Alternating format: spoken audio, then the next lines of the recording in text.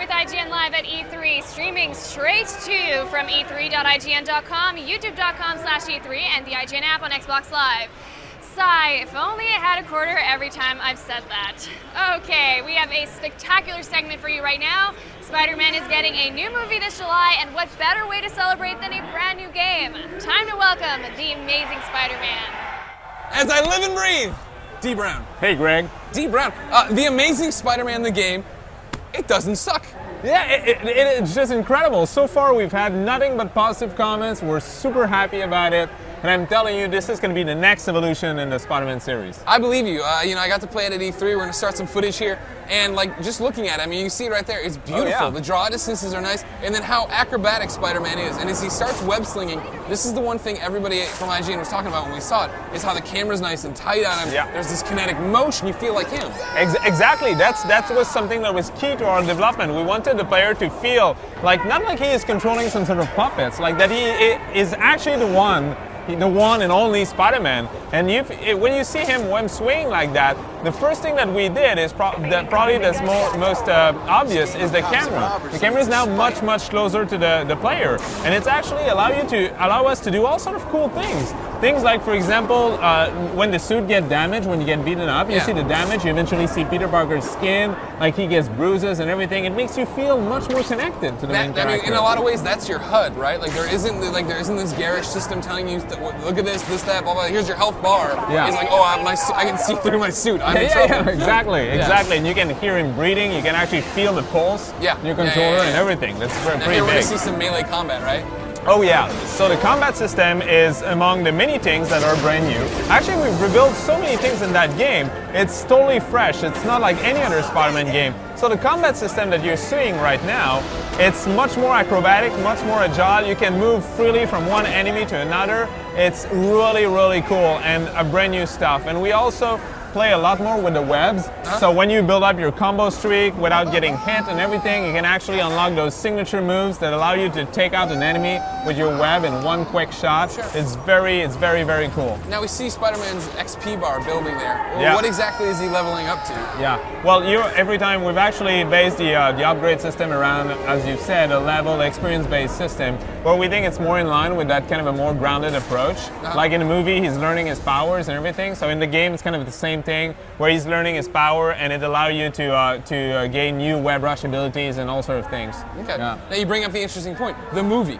This is a tie into the movie, however, it's not retelling the story. Absolutely not. I mean, that was something key right at the beginning. First meeting we had with Mark Webb and the crew at Sony, we told them, we love your universe, it's awesome, that new grounded approach to the character, but we want to have creative liberties. We don't want this to be another movie game. Yeah. We want this to be a game that's awesome, that stands on its own, and to do this, we had to set the story after the events of the movie, which allowed us to introduce all sort of new Marvel villains, also layer in a lot of other Marvel references in there. Yeah. So now what's interesting about that is, you're in the movie universe, you're after the movie, and you're introducing new characters. Yeah. So is this game canon? I mean, do you have to go to Marvel and you have to go to Sony Pictures and say, Yeah, well, you kind of, somewhere in between. Like we definitely have to go to Marvel. I mean, this is their character, so when we have Rhino, for example, we have to rewrite his backstory, and we cannot do this just on our own, so we have to involve Marvel in this. But Marvel, it's been our third game with Marvel so far, so they've been super cooperative. Sony obviously had to kind of approve where we're going with that and everything, so they did see like our story, they approved it and everything, but we're not, this is not a game that fills the gap between the Amazing Spider-Man movie and the potential sequel to it. It's really a game that is on its own path in this new rebooted franchise. Interesting. Now, some of the stuff we're seeing here is, the PDA pops up. Is that, a big part of the movie? I guess you're trying to ground it into the game too, right? Yeah, exactly. Everything is done in a more grounded manner. So the cell phone, for example, is something that we use to get you like in-game messages. Obviously you can spot all the various crimes happening in Manhattan, because big surprise, we're going to have to fight crime. That's why I stay out of New York. I know that is our big innovation this year. Stuff always happens over there. Yeah. So, but we also, for example, are giving like a camera to Peter Parker, so he can actually take pictures of various So he can do his job. Game. That's nice. Yeah, that's kind of cool. But see, like we're actually implementing like a digital photo album, so you can actually take pictures of whatever you want and like save it in the game. So a bunch of things like that, but always grounded in reality. So like another example that fans will appreciate for sure, like you know that in the movie he has those mechanical web shooters. Yep. So they do flash red when you use them in a game, and we have actually, although you don't run out of web, we have integrated like an animation where he automatically reloads from time to time. So Nice. all those little touches there. Well, I mean, that's kind of what, I mean, you guys have made games for a long time now. Yeah. But what Beanox has sprung to fame recently with is Spider-Man, Shattered Dimensions, Edge of Time, Yeah. and really being involved with the character. I mean, Yeah. Shattered Dimensions was a phenomenal Spider-Man game. You focused on all these different universes and stuff. How was it different, though, to step out of what you'd already been doing, you know, Yeah. making original Spider-Man tales, but now, you know, tying it into a movie where it had Yeah. to look real and things had to be different? Yeah. Was that a really big challenge for you guys? It was a big challenge because we had to rebuild everything. I mean, actually, we had to rewrite large parts of our technology just to be able to draw what you see on the screen. I mean, and not I'm not even talking the web rush. The web rush is something awesome. That's the one thing that I think we're really bringing. One of the things that we're really bringing to this game this time around, like. We wanted to give you a tool, a unique feature that would allow you to trigger those incredible acrobatics that Spider-Man has been able to do in movies and things like that. So with the web rush, it allows you to, at any time, anywhere, boss battles or wherever, you can just hold the button and you're going to be presented with a variety of choices, and you can pick one and the game will automatically make you go there in a very spectacular fashion. So See, for me, that's such a big part of being Spider-Man, right? Yeah. And I think some games have missed it before. As we go through here, you actually see it. Whenever you see viewers at home, the little gold outline of Spider-Man, that's a possible place for him to go. And we saw a Exactly. bunch during the Rhino fight. There was a web strike that we Yeah. got to do with him. Yeah. And Yeah. for me, it's making him land on pinpoint, you know, land with pinpoint accuracy. Exactly. Something you never saw before. If you tried to get to the top of the Empire State Building, and you try to walk around the spear and then you fall had off. the worst time ever just to get on top of the antenna, right? Exactly, So that's exactly. super easy to do now in the game. And actually, it has combat implication. Like if looking at the footage right now, Yura actually is using a combination of web shoot to like slow down the enemy, web swing to get in the general direction, and then you use the web rush to get on it because there are also combat implications.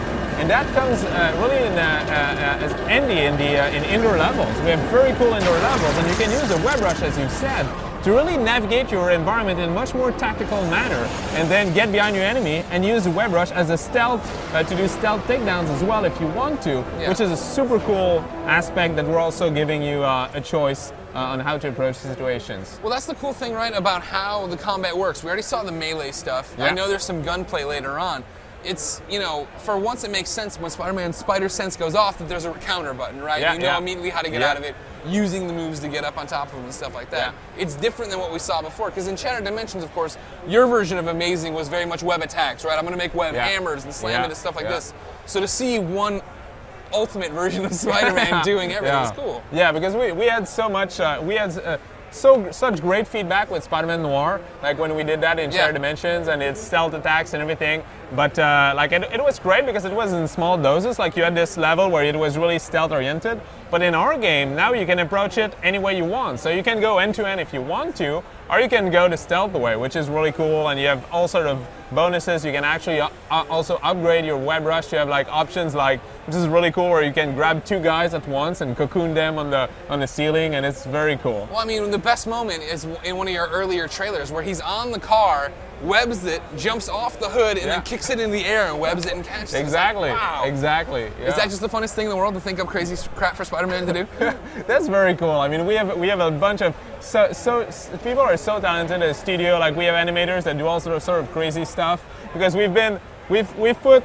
This is our biggest project by far for Beanox, and we've on most of the cinematics we've did mocap and everything in studios. That's super high cinematic value in this game. But Spider-Man himself had to be all animated because there's nobody in the world that can possibly do that. Gotcha. So this is always a fun challenge. But the animators come up with all sort of crazy ideas.